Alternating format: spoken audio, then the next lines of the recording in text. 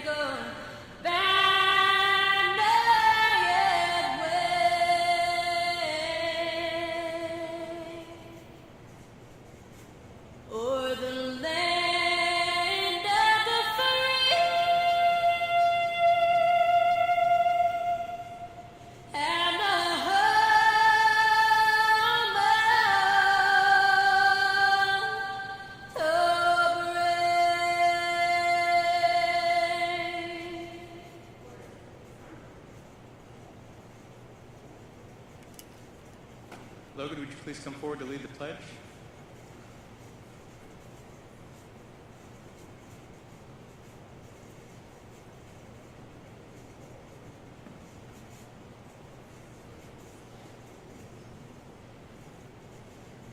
I pledge allegiance to the flag of the United States of America, to the republic for which it stands, one nation, under God,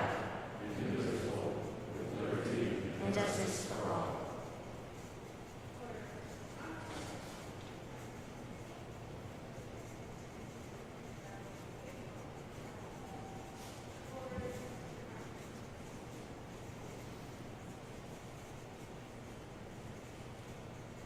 Please join me in an opening prayer this morning. Eternal Father, strong to save, we invite and recognize your presence this morning at this dedication ceremony.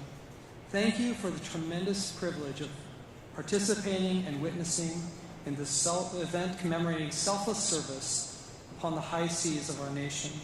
We ask for your blessing to abide upon the ceremony and all who are present. We ask this in your great name. Amen. Please be seated.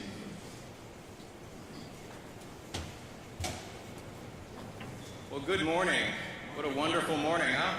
Full house today. Great to see all of you. My name is Mike Davila. I'm a reserve commander in the reserve component of the U.S. Navy and a native Clevelander. And as a result of that, I'm particularly pleased to be the inaugural president and executive director of the USS Cleveland Legacy Foundation. We're really delighted that you're all here this morning. Ours is a nonprofit that was established just a couple of years ago in 2019, and we've been off to a fast start with a lot of our activities. And this is really our first sort of public milestone for a series of events that we'll describe here in a moment. Our organization's vision is to support positive civil-military relations by creating and maintaining a strong, meaningful, and direct bond between the citizens of Northeast Ohio and the crew of the future USS Cleveland, the fourth United States ship in U.S. history to be named in honor of the people of this great American city. Far more than an ordinary commissioning committee, USS CLF has a three-part vision. First, to send USS Cleveland to the fleet with the greatest start possible. Second, to support the ship and crew throughout her service life. And third, to welcome her home to Cleveland as a museum and memorial at the completion of her naval service. The future USS Cleveland, a Freedom Variant Littoral Combat Ship, or LCS, numbered 31, is currently under construction in Marinette, Wisconsin. She will serve not only as an asset of the United States in projecting strength and protecting freedom at home and abroad, but act as a catalyst for our hometown. Carrying the name Cleveland around the globe, LCS 31 will be an ambassador of our great nation and a representative of this city we call home. In the coming years, hundreds of young Americans will raise their right hands, swear to support and defend the Constitution, and receive orders to serve on board Cleveland. And the people of Cleveland will have the opportunity to support that crew over the projected 2 decades she will be in service. Each sailor will have an opportunity to be adopted by a Cleveland family, company, school, church, or civic organization. Our foundation will host a Thanksgiving dinner in Mayport, Florida, whenever she's home ported for the holiday. We'll organize a Christmas toy drive for crew members' kids. We'll ship a sea bag full of Cleveland swag to every new sailor who checks in with the command. We'll send care packages to the ship when she's forward deployed around the globe. And a number of us can tell you how important that is to receive a care package when you're deployed overseas. We'll recognize life and career milestones like marriages, births, promotions, and retirements. And perhaps most importantly, we'll connect retiring or detaching sailors to Cleveland employers, encouraging them to come right here to live, work, and raise their families, providing a real opportunity for Cleveland brain gain. And at the end of Cleveland's service life in the world's greatest Navy, we'll ask the Department of the Navy to allow her to come home to her namesake city to serve as a permanent lakefront museum and memorial to all 4 ships that will have borne the name Cleveland. So how does this statue that we're going to unveil during this ceremony fit into all of this? The Lone Sailor Cleveland is only the 17th copy of the original Lone Sailor statue that has stood on Navy Memorial Plaza in Washington, D.C. since the 1980s. This statue, which before long will be moved to a permanent lakefront location, is a down payment to our community on all we are planning for the USS Cleveland initiative. It was important to us, given the timeline of ship construction, to get this statue installed in 2021, faster than we'd have been able to hit all of the wickets for an outdoor installation. We're grateful to our partners here at Great Lakes Science Center for providing a solution to our timing challenge. And the good news is, this offers 2 opportunities to dedicate this statue, today and next year, when it moves outside, ideally to Voinovich Park, to a point that I can see right from this stage. But why place the Lone Sailor in Cleveland at all? Well, Cleveland is a maritime city with a rich heritage dating from the Battle of Lake Erie to the present day. With one of the most active ports on the Great Lakes, our town is inextricably connected to the water. And it has been home to countless men and women who've worn the cloth of the nation in America's sea services. This statue will be a monument to the lives of these heroes who've laid their lives upon the altar of freedom. It will serve as a place of reflection for the sailors, Marines, and Coast Guardsmen who've put out to sea to serve a cause larger than self. And it will be a constant reminder, after the future USS Cleveland commissions here in Cleveland in a couple of years, and sails away, that she carries in her the souls of the brave men and women who will, without question, go into harm's way so that most of us will never have to. And so we begin an important journey this day as a community, and we're so glad you're here to be a part of it. We are joined this morning by a number of honored guests whom I'm pleased to introduce at this time. And if you just maybe lift the hand or stand up to say hello to the folks behind you. Ship sponsor of the future USS Cleveland, Mrs. Robin Modley.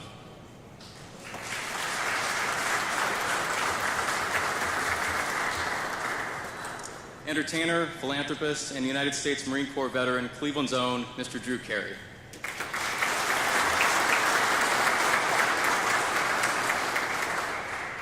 The President and CEO of the United States Navy Memorial, retired Rear Admiral Frank Thorpe IV.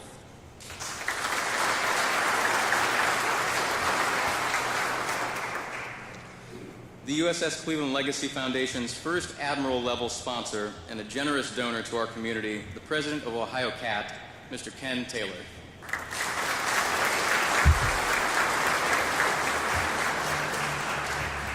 Our captain-level sponsors, representing our very first corporate sponsor, Lincoln Electric, the Chairman, President, and CEO, Mr. Chris Mapes.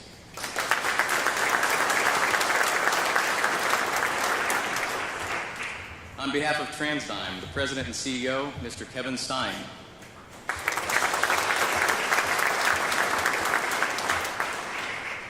And with Cleveland Cliffs, the General Counsel, Mr. James Graham.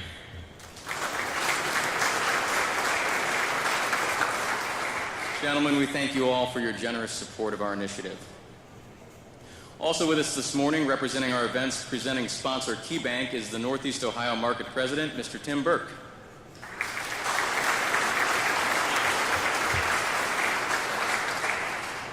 And we are truly grateful for the early, strong, and ongoing partnership of Great Lakes Science Center, led by its president and CEO, Dr. Kirsten Ellenbogen.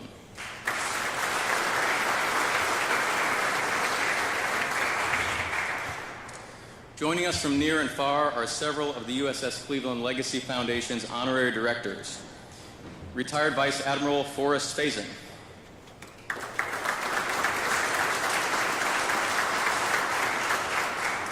Retired Rear Admiral Julius Caesar.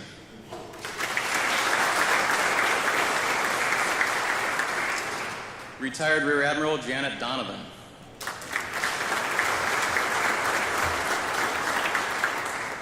Retired Rear Admiral Mike Parks.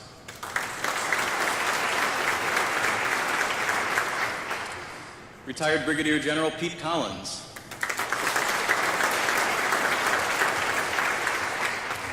Retired Rear Admiral Dwight Shepard, who also has a seat on our board.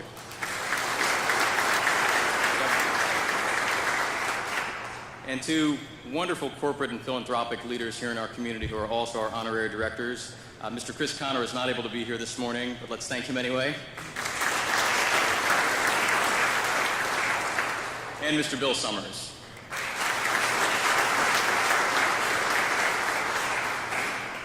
And finally, the group of individuals with whom I have the honor of working each day, the tireless lead volunteers of our organization. Would the members of the USS Cleveland Legacy Foundation Board of Directors please rise and receive our recognition as a group.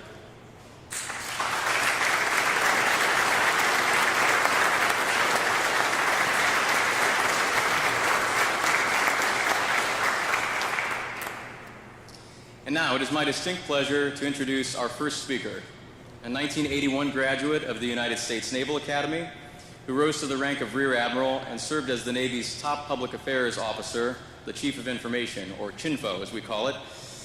Following his naval career, he worked in senior marketing and communications roles with several private sector companies, and today, he's the President and Chief Executive Officer of the United States Navy Memorial, a key partner of the USS Cleveland Legacy Foundation. Please welcome my friend, Rear Admiral Frank Thorpe, United States Navy, retired.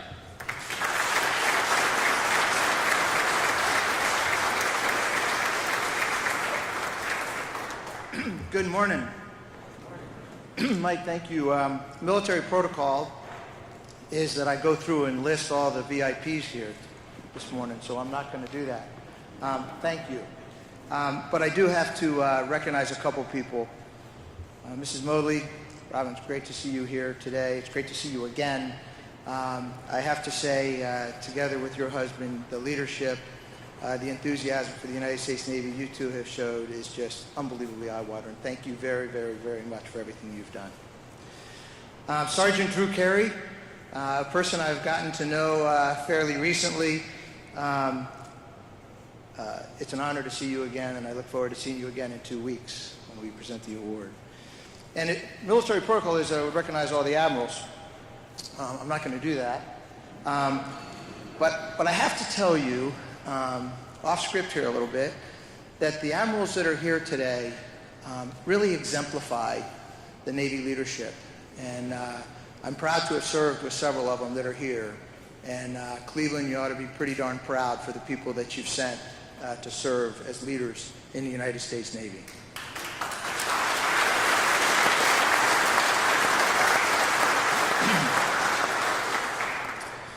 And I also, last but not least, want to recognize everybody that has been working on this USS Cleveland Legacy Foundation. What you are doing is just absolutely tremendous, and I'm honored to be here with you today. So my involvement with USS Cleveland started back in the early 80s, deployed in the Western Pacific next to USS Cleveland LPD-9. And I have to tell you all, I can report to you it was a pretty darn good ship. There's a theme here about the USS Cleveland in that my ship was in a lot of competitions, and I'm here to admit second place wasn't all that bad, but it was kind of frustrating. But more recently, I did an office call with the Undersecretary of the Navy, Tom Modley. He was under at the time, and the number 2 person, the Chief Operating Officer. And it was an office call about the Navy Memorial. We quickly got through that, and he knew everything I was telling him about the Navy Memorial already.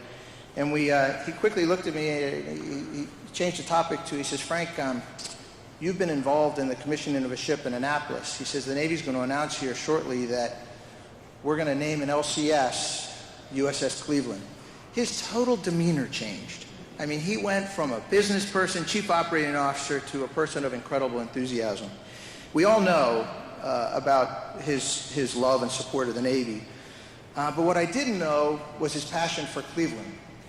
And so when you combine his love for the Navy, his passion for Cleveland, and the ship's sponsor, Robin, we truly have the perfect combination for the USS Cleveland. And I call it the Tom Modley creation. So good on you. So Secretary Modley asked me to get together with Matt Previch, who I had the opportunity to meet. I'm not sure how often you see Matt here in Cleveland, because he's in Washington bringing veterans through and taking battles that have been fought and not won to the highest levels of the Navy, and recognizing those who served in World War II, for example. And so I met with Matt, and we started talking about the commissioning and all that. And Matt says to me, hey, he says, I'd like to nominate a candidate for Lone Sailor Award. And I said, gee, sounds great, Matt. And he says, yeah, we've got this gentleman from Cleveland who's just an absolute great American. And that was the first time I had heard about Sergeant Carey's service in the Marine Corps. I knew about Drew Carey's numerous trips to war zones where on his own, voluntarily, without any compensation, totally from the heart, Drew would go to combat zones and take a little bit of America to Americans who needed a little bit of America brought to them, to recognize them for what they were doing in the very tough times. And Drew, you're a great American for what you have done. Thank you very much.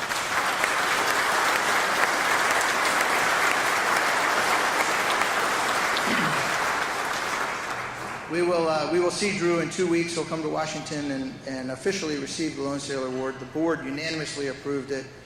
And Drew will join other people who have been recognized with what has come to be the fairly prestigious award, recognizing people who served in the sea services and either during their time in the sea services or following it, made tremendous contributions to our nation. And so Drew will join people like John F. Kennedy and Senator John Glenn. And last year we presented the award to General Jim Mattis and to singer-songwriter Bill Withers. So we're excited to see you, Drew. So the next big idea that Matt came up with was we were chatting about putting a lone sailor statue on Utah Beach in Normandy.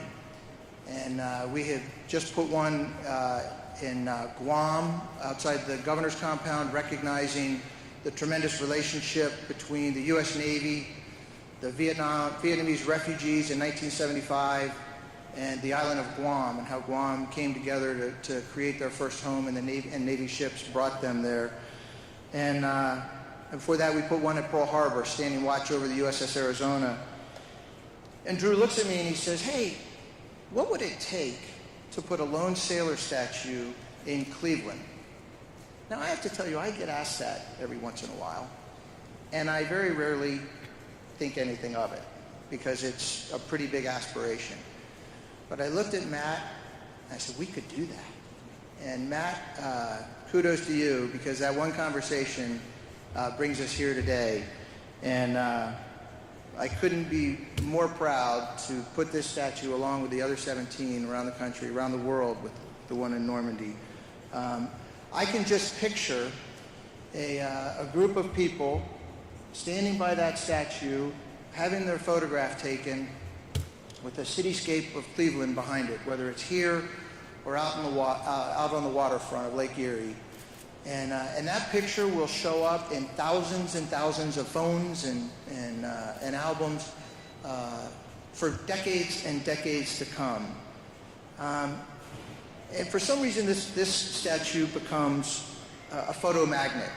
I'm not a psychologist, but to think about, to watch people gravitate to this statue around the world, I don't understand why. Maybe it's the height, it's a little larger than life size, maybe it's what it stands for. And I guess that's really what I would say. Is I think it's two reasons. First and foremost, it's a photo magnet because of what it stands for. It represents a sailor who's a seagoing veteran, and he's probably a senior second-class petty officer. He's served around the world. He's fought the enemy. He's supported peacetime operations. He's fired weapons in war. He's provided humanitarian assistance in faraway lands. He's been attacked by the enemy, and he's defended our country. He's made port calls in great cities and tiny villages where he was a tourist, an ambassador, an adventurer, a friend, and maybe a missionary to those less fortunate around the world. His shipmates remember him with pride and look up to him with respect. The lone sailor represents all of the young men and women who rose their right hand when they were 17 years old and committed themselves to this thing called the Constitution, something bigger than themselves.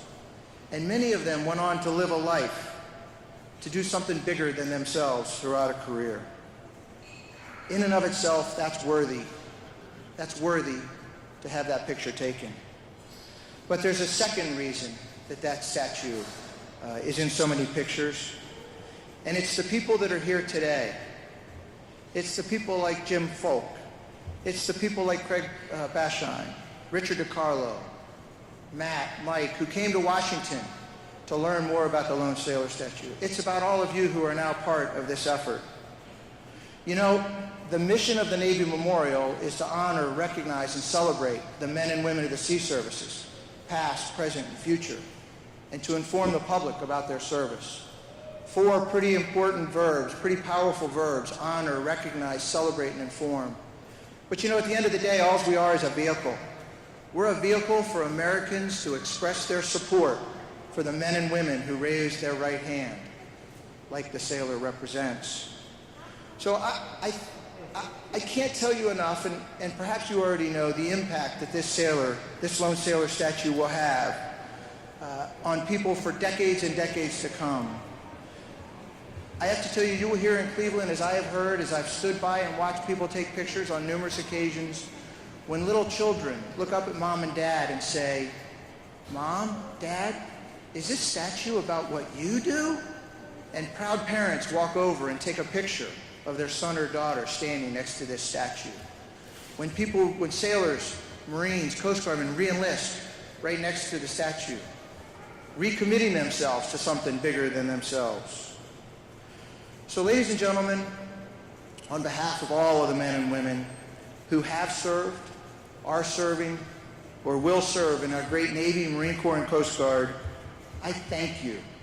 I thank you for spending your precious time and resources to place a lone sailor statue in the city of Cleveland on the shores of Lake Erie that will honor those who deserve to be honored for the decades to come. I thank you. I thank you and I salute you on their behalf, because they will be the benefactors of your generosity for many, many years to come. Thank you very much.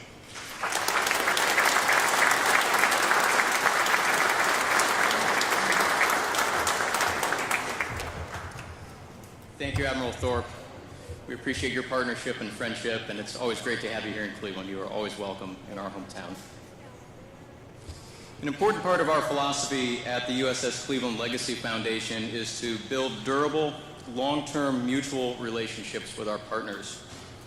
That's why we're grateful at this first public event in Cleveland to have a hometown company come alongside us as the presenting sponsor of today's dedication. KeyBank is part of the DNA of Cleveland.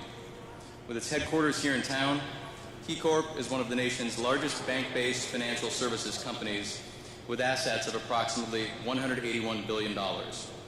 Here today to offer a few words on behalf of the company and to share why they are so committed to this initiative is Northeast Ohio Market President, Mr. Tim Burke.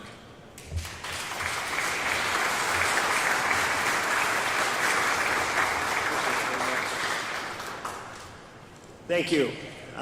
As the son of a veteran and being a part of two organizations that dedicate their time to support the military and the men and women of Northeast Ohio, this is personally a very proud day for me. As Mike mentioned, this is a landmark day that will start a new, exciting chapter in Cleveland's long and storied maritime history.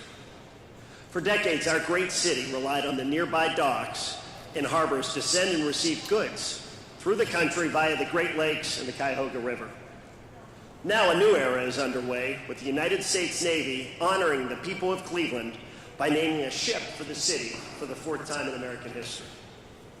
This multi-decade initiative involving the new USS Cleveland will not only bring the ship to life at commissioning, but also support the ship's crew during her service life and then return it right here upon her retirement from the Naval Service to function as an enduring memorial and museum to honor all 4 U.S. Navy ships to have carried the name Cleveland.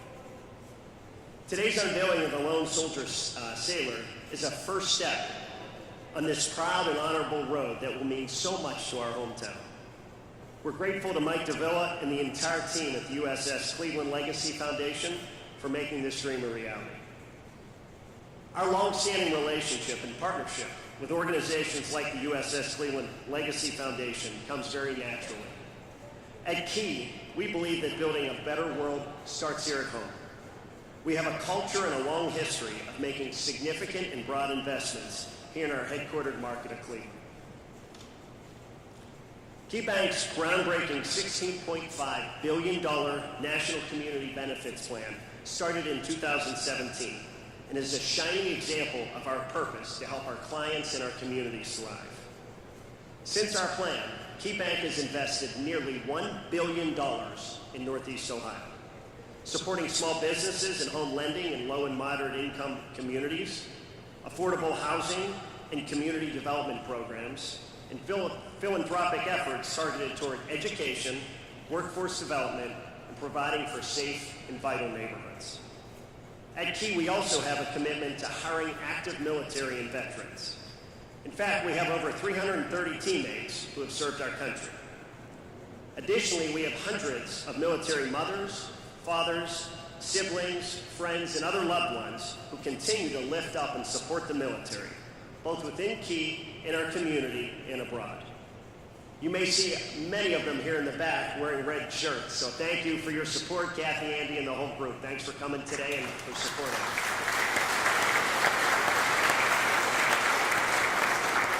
We hope that you enjoyed this morning's events and take the time to admire the uniqueness and the promise the Lone Sailor statue represents. Thank you.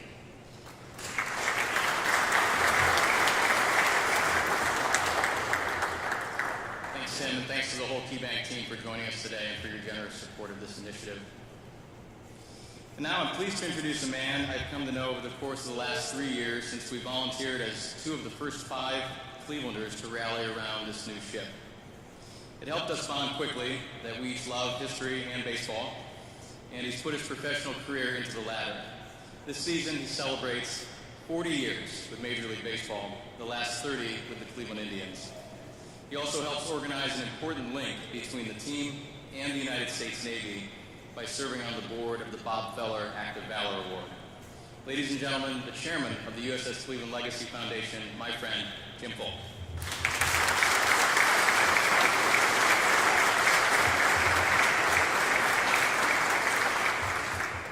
Thank you, Mike, very much, and thank all of you for coming and joining us here this morning.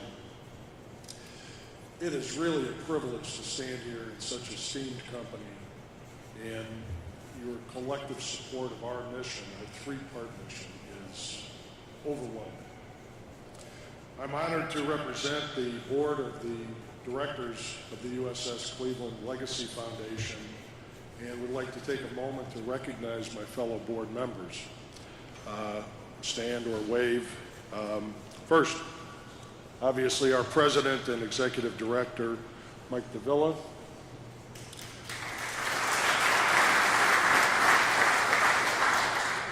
Our incoming director of development, Diane Tomer.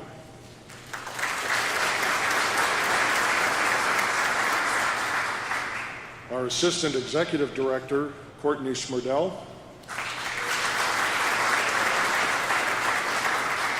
Our directors, Ben Barron, Craig Bashine, Richard DiCarlo, Maya Hansen, Doug Harvey, Jeremy Comaz,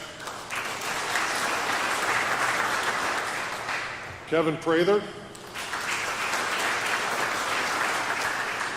You may have heard of this fellow, Matt Previtz.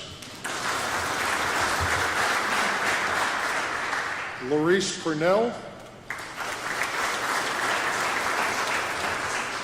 Dwight Shepard.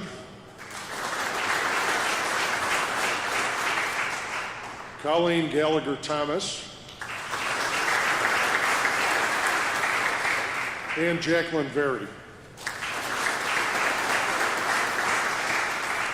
So, and thank you all so very much. You know, this incredible group of dedicated, talented, hardworking individuals come together to create a really terrific team.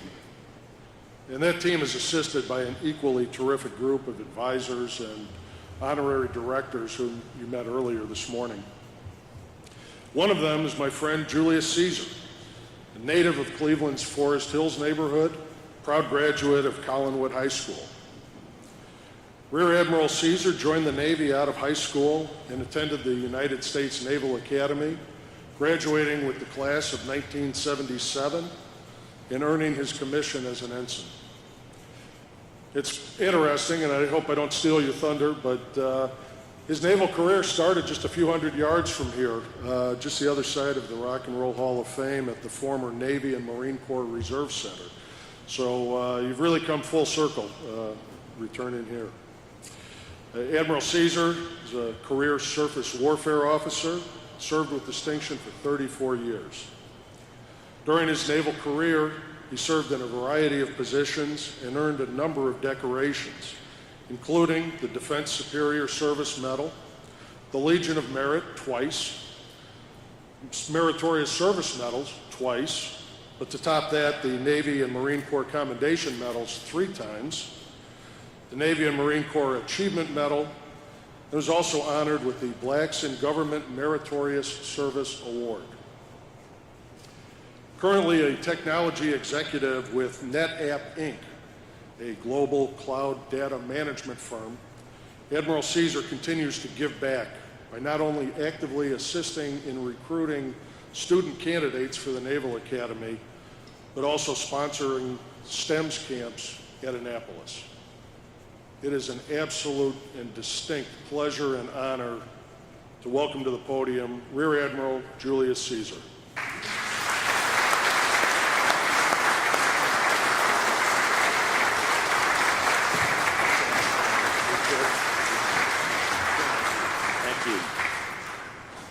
Wow.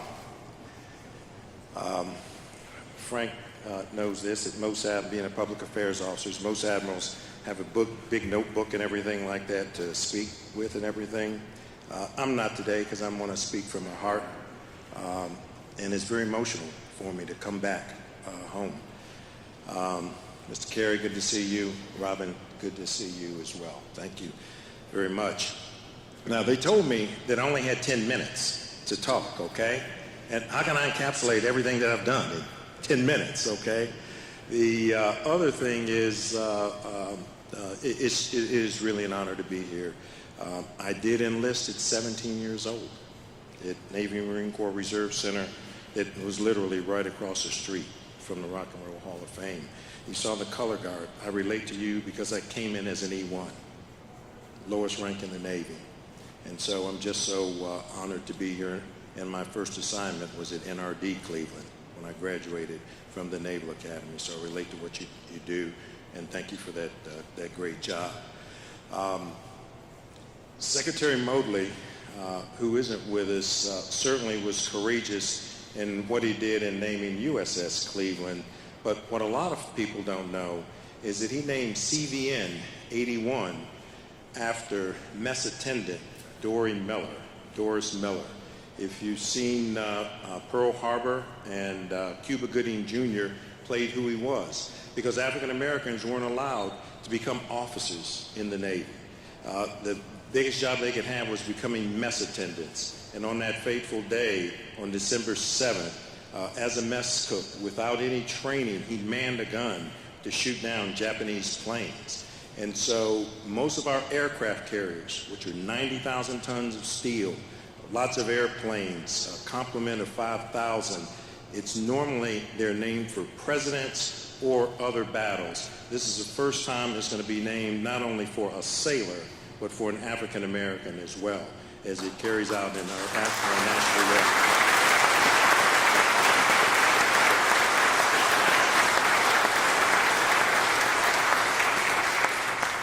So tell Tom he owes me $20 for giving him those kind of props, okay?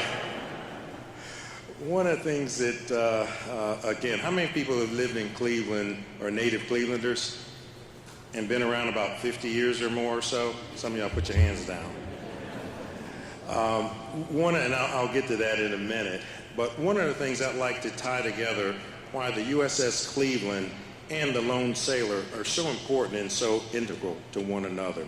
The USS Cleveland is a class of littoral combat ships that are two classes, the Freedom and the Independence class of ships. They will be doing our national will from going to the Straits of Hormuz right next to Iran. We're in great power competition with China as well as Russia, and they will be all over the world over their 20-25-year period. They'll be is one of the more advanced ships that we have in the Navy with a lot of technology in it. But the most important thing is that it's going to be manned by lone sailors. It's going to be manned by a lone sailor like I was almost 50 years ago when I came into the Navy. And so that's why it is so important that what we're doing in marrying these two together, because the ships are made of steel and everything like that, but they don't come together when they have people that are sitting right there, or other officers and things of that nature. One of the things when I left home at 17, I miss a lot, and I'm sure when you went in the Marine Corps and we all went into the Navy, I know Shep the same way. I miss things like Goulardi. Okay, good, I got you. All right, you with me? I miss things like Big Chuck and Houlihan, Barnaby, and Hot Sauce Williams. Anybody eating that barbecue there? And I was talking to somebody the other day. They said, don't forget the shrimp boat either. So that might be beyond some of you. But also something, though, in my travels from Cleveland that was a unifying theme, and I'm not going to embarrass myself by singing, was Mr. Jingling. Do y'all remember that? Mr. Jingling. How you? It is amazing. It is amazing. There's a 4-star general named Carter Ham, went to Brush High School. 4 stars, went on to become Africa Command, commanding all of our ships, planes, air, and Army, and saw him at a conference. I had 2 stars on. You know, went up to him, hey, you went to Brush High School and everything. You from Cleveland? And we got to talking, and all of a sudden, I said, hey, man, you remember Mr. Jingling? And he immediately and so we had 6 stars between us, and we're sitting here doing all these other flag and general officers looking at us like we lost our minds. But I knew he was a Cleveland bro from that.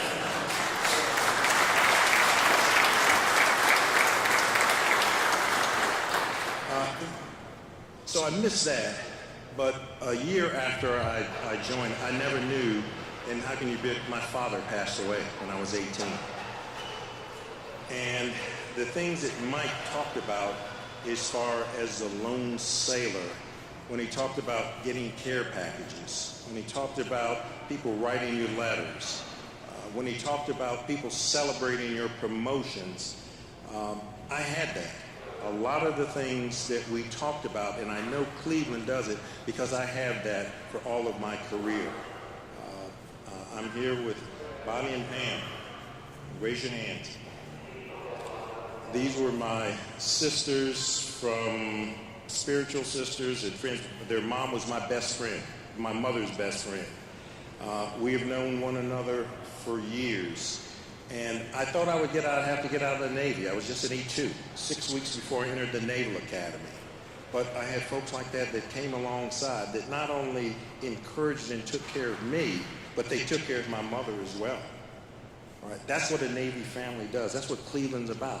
When she needed to go to church, to go to the grocery store, anything, they would call me when she was sick and says, hey, and I would always ask, do you need to come home? Do I need to come home? And they'd always say, Pam in her voice, no, we got this, okay? So thank you so much. I can't repay you for all that you have done for me over the years. And I just, just hope this public recognition of what you, your sisters, and your mother, their mother was my Sunday school teacher. And so that's what Cleveland is about. So thank you for being here and being with me.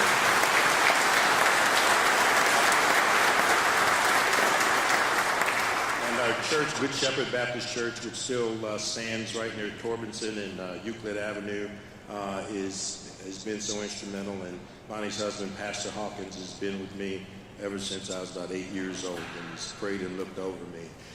There's also someone else here, and I'm looking for it. Greg, are you here? There you are, all the way in the back. Stand up, Greg. Thank you very much in representing your family and your brothers.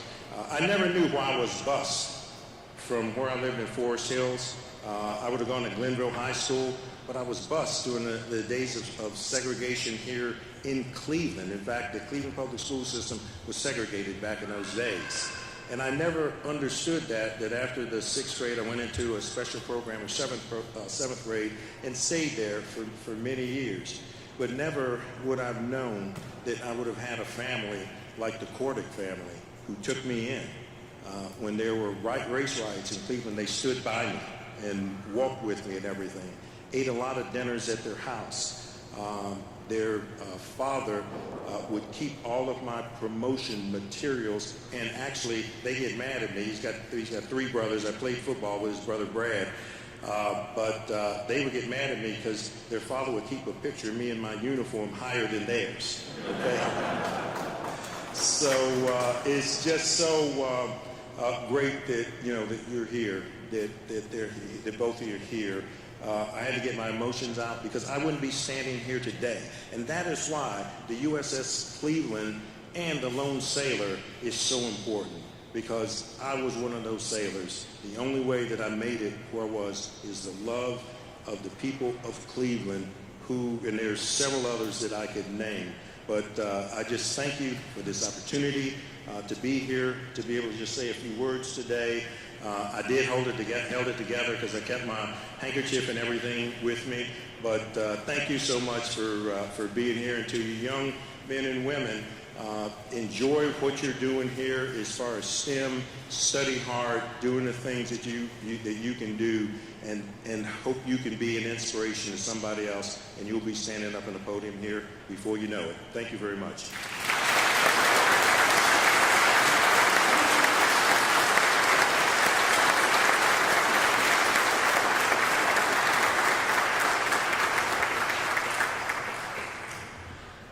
Thank you, JC. What a blessing it is to have flag officers like Admiral Julius Caesar on our board. Thank you, sir.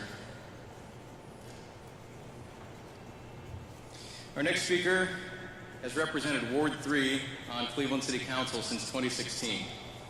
A Cleveland native, he worked previously as the Director of Community Affairs for Ohio City Incorporated. Among other areas of public policy focus, he's worked to secure tens of millions of dollars in infrastructure investments in our parks, roads, world-class trails, and beyond.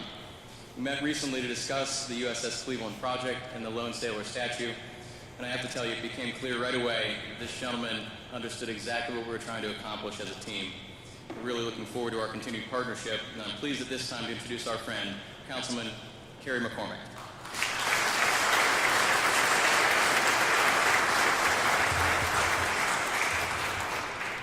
Well, good morning, everyone, and Mike and everyone in the foundation, our esteemed guests here today. My name is Carey McCormick, and I have the privilege of representing downtown Cleveland, where we stand today in the near west side of the city of Cleveland.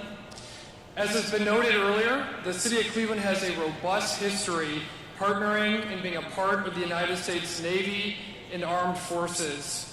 From the Battle of Lake Erie to the Civil War, all the way to the modern day, many in our community have courageously served our country, and we take that time to honor and recognize them. That recognition manifests itself in different ways, whether it be in our hearts every single day, thinking about a friend or family member or our own service, or whether it be through community displays of support, parades, and other recognitions, or in monuments constructed to remind us of that service every single day. Today, the city of Cleveland is once again honored to welcome an iconic symbol to recognize and celebrate the men and women who have served our country at sea. Adding to the local installations like the Soldiers and Sailors Monument just a few feet away in Public Square that recognize those who served our country in the Civil War, we are proud to be the new home of the Lone Sailor statue. Today and every day that we move forward, we will embrace this statue as a way to always remember and honor those who have served our great country. On behalf of Cleveland City Council and the City of Cleveland, congratulations and thank you to everyone who made this possible. This is a great day in the City of Cleveland. Thank you.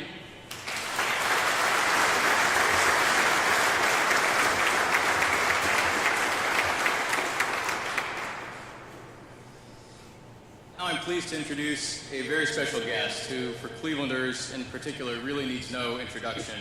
But I've got a job to do here, people, so stick with me on this. Drew Carey is a stand-up comic turned actor and producer who had the distinction of having two hit shows simultaneously, the long-running comedy The Drew Carey Show, which ran from 1995 to 2004, and the improv sketch show Whose Line Is It Anyway, on which he was host and a producer. In 2007, Carey was named the host of The Price is Right, succeeding longtime host Bob Barker. While serving in the Marine Reserves, his military buzz cut and black wide-rimmed glasses became part of his trademark look. He began his successful career as a comedian in 1986 at the Cleveland Comedy Club, and one of his first big breaks was competing on Star Search 88. In 1991, Carey appeared on The Tonight Show with Johnny Carson, and after his stand-up routine, was invited over to the couch, an honor, according to the New York Times, given to only a half a dozen first-time guests during Carson's 30-year reign. Since his service in the Marine Corps, Drew has remained a tireless supporter of the U.S. military, performing innumerable trips to combat zones with the USO. Ladies and gentlemen, please offer a warm welcome home to our friend, Drew Carey.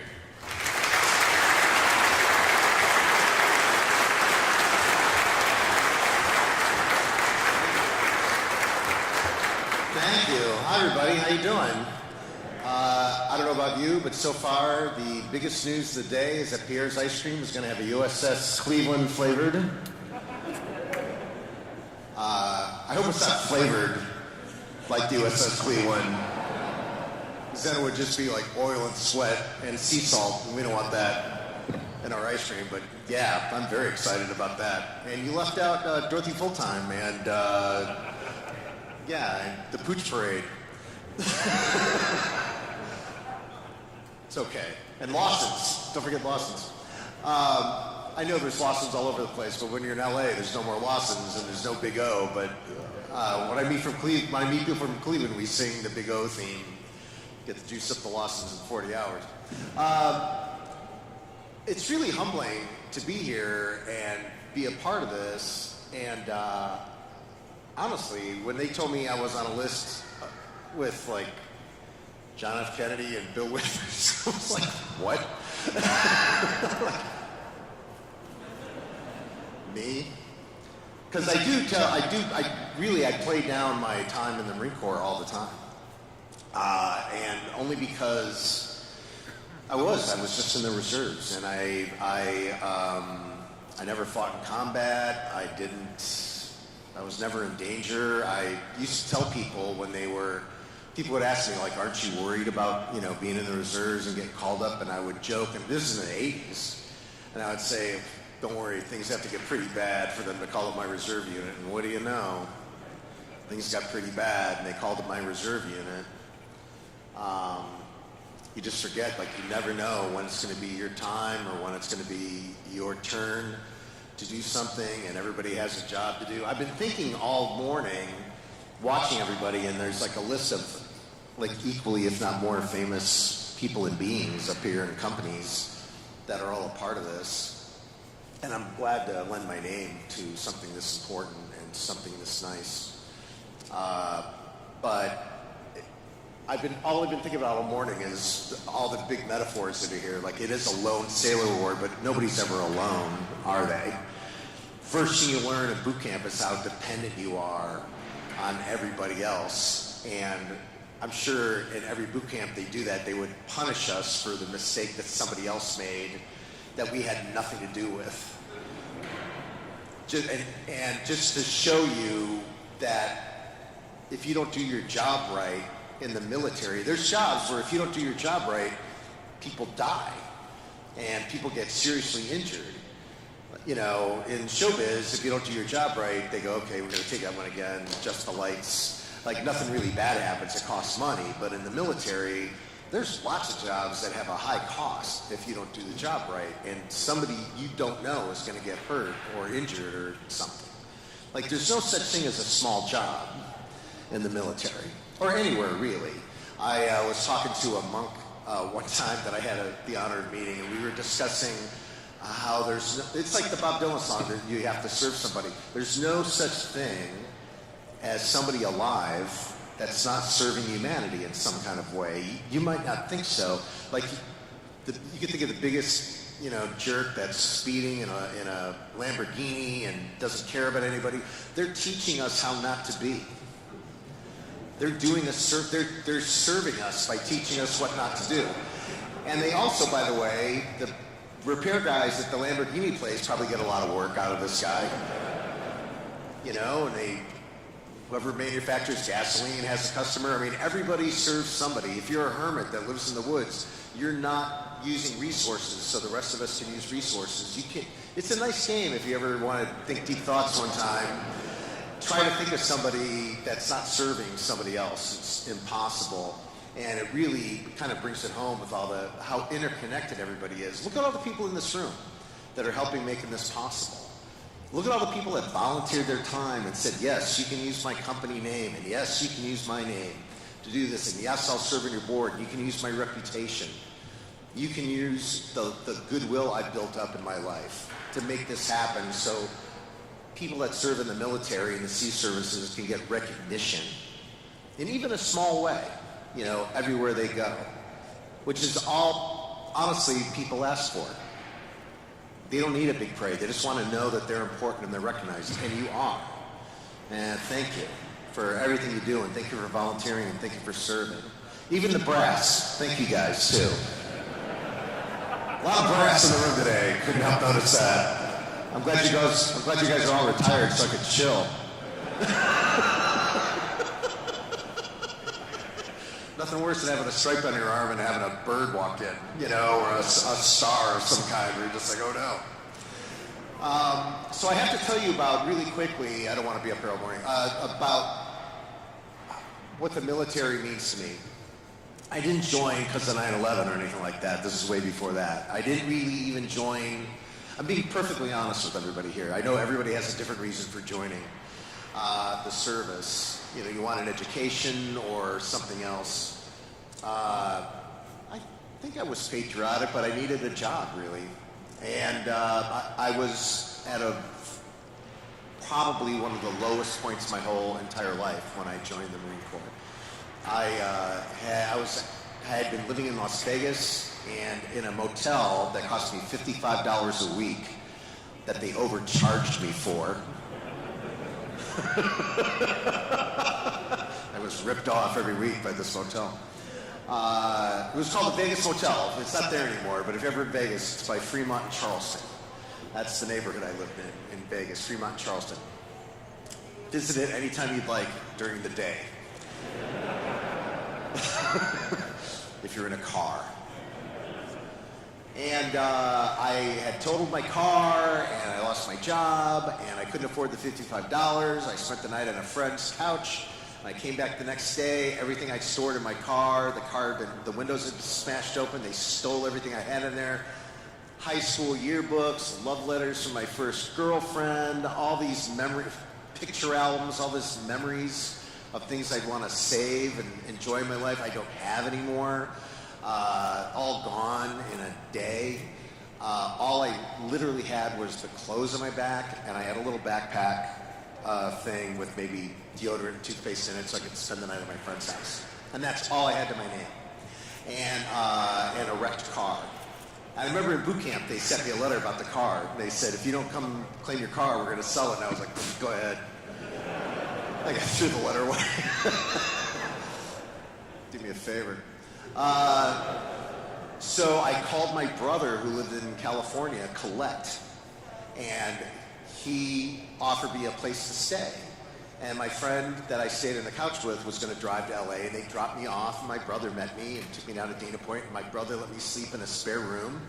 Him and his wife cooked for me. They gave me food. He had to buy me underwear and socks and shirts and completely outfit me, gave me a job. And he worked for an auto dealership. He was the auto parts manager.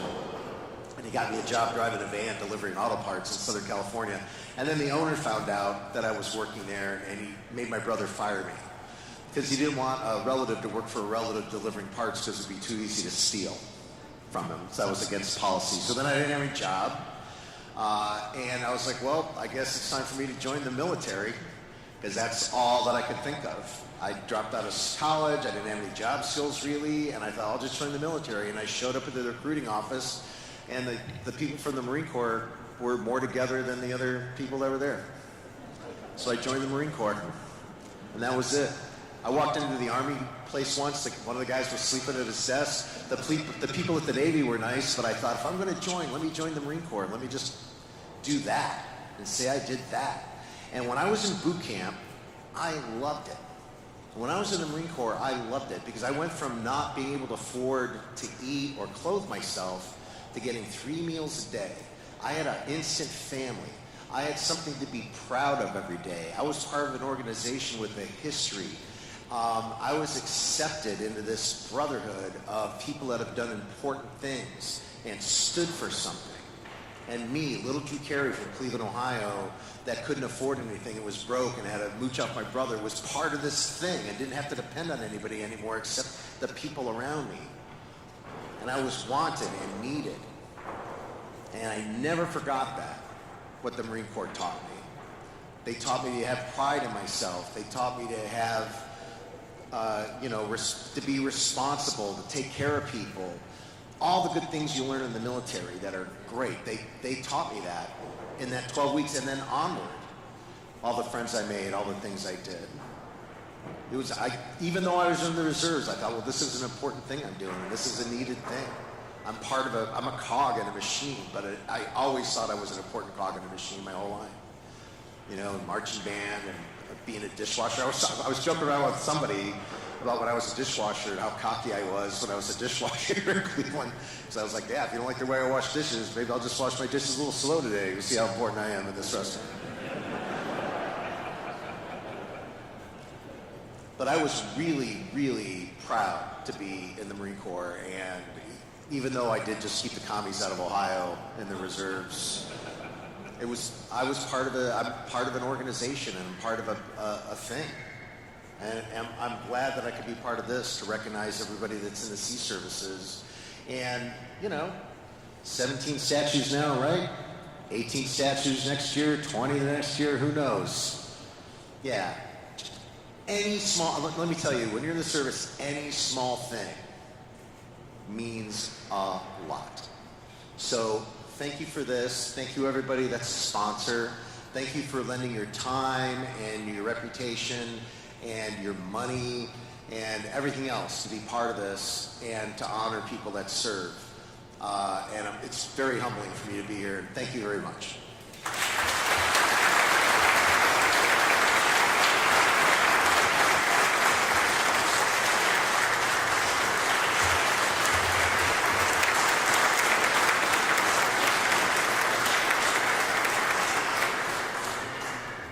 Thank you, Drew. It's really special to have you back here in your hometown and ours. Thank you for being here today. I have one administrative announcement I've been asked to make by my worthy assistant. For the folks who are at the breakfast downstairs, if you would stop by the table on the way out the door, we have a token of our appreciation for you. And at this time, I would ask Drew to rejoin us at the front here, along with the designated unveilers. We have reached the moment of the morning that we have all been waiting for.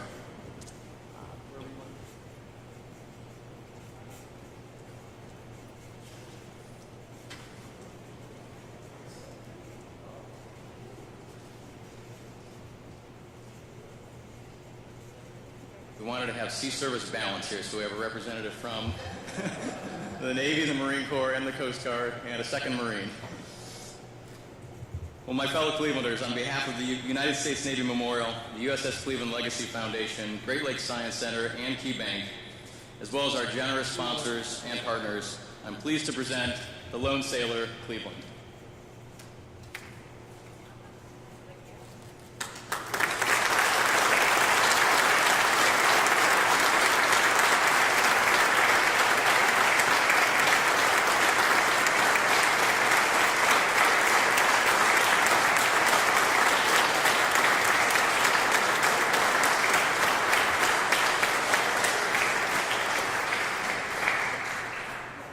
Thank you very much.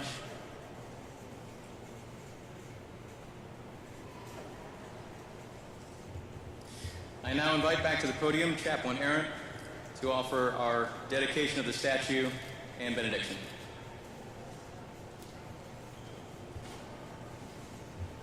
Thank you. Well, we do hereby dedicate this statue of the Lone Sailor on behalf of all the men and women who have served, are serving, and will continue to serve in our nation's seagoing forces. And a quick word of blessing as we depart this place. May the Lord bless you and keep you, cause his face to shine upon you and be gracious unto you. The Lord lift up his countenance upon you and give you peace. Amen. Well, ladies and gentlemen, thank you for attending the dedication ceremony for the Lone Sailor Cleveland. Please remain with us for a time of fellowship and ice cream from our friends at Pierre's. It's right over there. Have a fine Navy Day. Thank you.